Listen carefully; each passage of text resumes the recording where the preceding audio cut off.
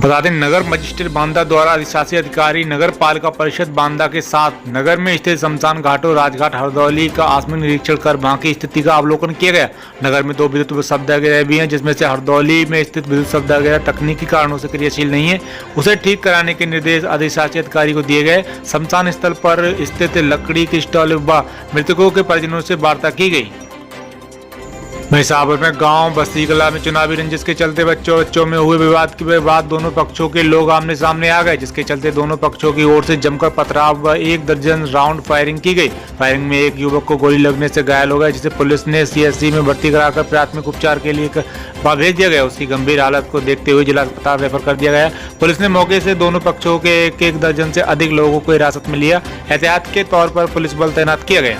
बसी क्या हुआ बताओ? बसी में अजीब, ये बसी में जो हमने वोट नहीं दी, किसी ने भी वोट नहीं दी से साबू प्रधान ने यहाँ सबके घरों पे चढ़ के, किसी को कुछ पता नहीं, जो ये कोरोना के वजह से सब अपने अपने घरों में हैं।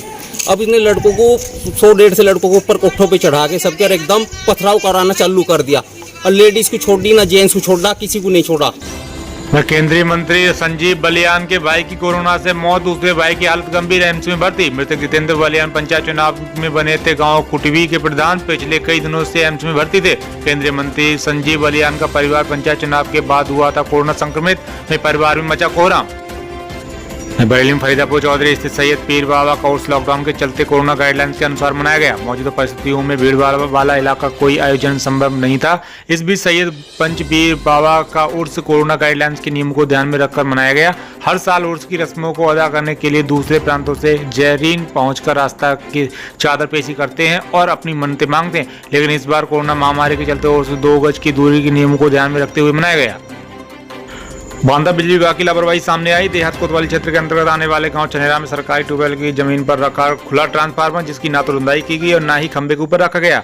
इसका खामियाजा आज ग्राम छनेरा निवासी अफजल खां सन ऑफ भूरे खां की भैंस ने अपनी जान देकर चुकाई। अफजल खां ने बताया कि मेरी भैंस चलते चलते ट्रांसफार्मर के पास पहुंच गई, अचानक ट्रांसफार्मर में आग लग गई, जिससे जलकर भैंस की मौके पर ही मौत हो गई।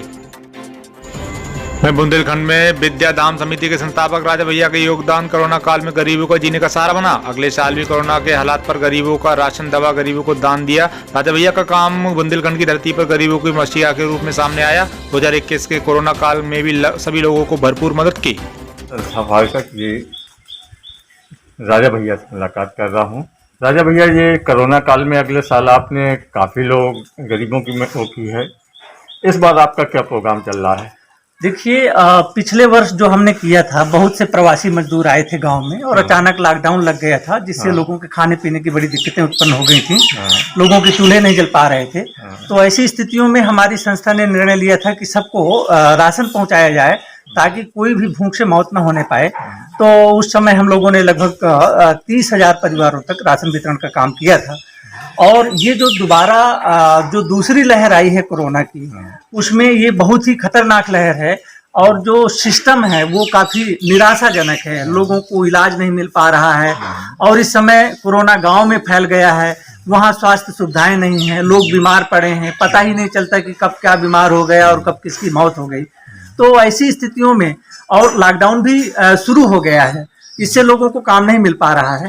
तो हमने 3-4 स्टेप अपनाए हैं कि कैसे लोगों को कोरोना से बचाया जाए और कैसे कोरोना से इस जंग को जीता जाए।